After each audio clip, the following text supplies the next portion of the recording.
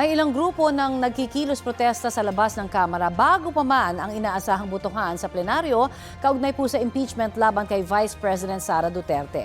At may ulat on the spot si Tina Panganiban Perez. Tina? Connie, mamayang hapon inaasahang pagbobotohan sa plenaryo ang Committee Report 261 ng House Committee on Justice at House Resolution number 989 na nagtatakda ng Articles of Impeachment laban kay Vice President Sara Duterte.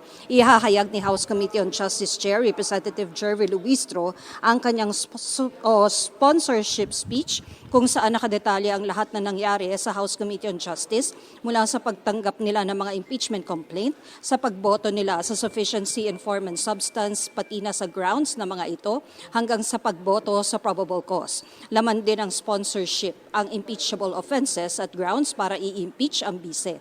Kasama rito ang umano'y culpable violation of the Constitution, bribery, graft and corruption, betrayal of public trust, at other high crimes dahil sa maling paggamit ng confidential funds ng Office of the Vice President at DepEd, umano'y unexplained wealth ng bise, umano'y panunuhol sa ilang opisyal ng DepEd at banta laban sa Pangulo, First Lady at dating House Speaker.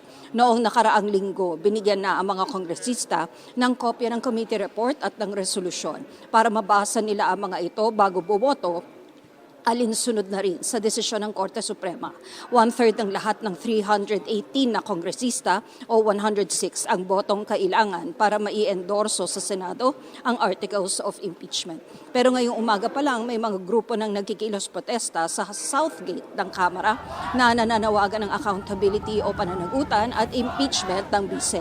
1:30 p.m. naman, magdaraos ng misa sa People's Center na dadaluhan ng mga grupong sumusuporta sa impeachment ng bise. Pagkatapos ng misa, magmamarcha sila papuntang session hall para i-monitor doon ang mangyayaring sponsorship at botohan mamaya. Connie?